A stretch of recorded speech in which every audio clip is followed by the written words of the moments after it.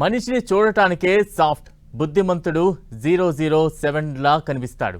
కానీ వాడి చేతులు చూస్తే మహాకంత్రి అడ్డంగా దోచేస్తాడు. పక్కా ప్లాన్తో ఉన్నదంతా ఖాళీ చేసేస్తాడు. ఇలా మాయ మాటలతో చాలా మందిని దోచేశాడు కూడా.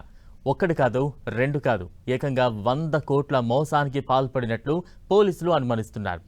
ఖమ్మం జిల్లా కల్లూరు మండలం లింగాల గ్రామానికి చెందిన దేవరపల్లి పట్టాభి సైబర్ మోసాల్లో ఆరితేరిపోయాడు. ఈ చీటర్ ఎట్టకేలకు పోలీసులకు చిక్కాడు. జిల్లాలో ఓ మాజీ ఎమ్మెల్యే ప్రధాన అనుచరుడిగా పట్టాభికి పేరుంది. తనకంటూ ఓ ప్రత్యేక నెట్వర్క్ను ఏర్పాటు చేసుకున్నాడు. విదేశీయులే లక్ష్యంగా సైబర్ మోసాలకు పాల్పడ్డాడు.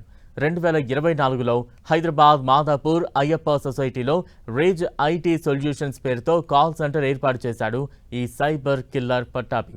బయటకు ఐటీ సంస్థలా కనిపించిన లోపల మాత్రం సైబర్ మోసాలకు అడ్డాగా మారింది. ఖమ్మం, కోల్కతాకు చెందిన పలువురిని టెలికాలర్లుగా నియమించాడు. ఆస్ట్రేలియా పౌరులను టార్గెట్ చేసి మోసాలకు పాల్పడ్డాడు. ఆస్ట్రేలియన్స్తో నమ్మకంగా మాట్లాడి వివిధ కారణాలు చూపిస్తూ భారీ మొత్తంలో డబ్బులు గుంజినట్లుగా పోలీసులు తెలిపారు. ఈ నెట్వర్క్ ద్వారా దాదాపు 100 కోట్ల రూపాయల వరకు మోసాలు జరిగి ఉండొచ్చని పోలీసులు ప్రాథమికంగా తేల్చారు. కేసు నమోదైన తర్వాత పట్టాభి విదేశాలకు చెక్కేశాడు.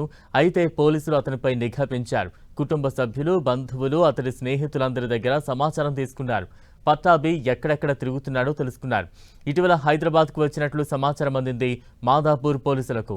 బెంజ్ కారులో ప్రయాణిస్తుండగా పోలీసులు మాటు కాసి మరీ అరెస్టు చేశారు. అనంతరం కోర్టులో హాజరుపరచగా న్యాయమూర్తి రిమాండ్ విధించారు. దీంతో కటకటాల్లో ఊచలు లెక్కిస్తున్నాడు ఈ సైబర్ చీటర్.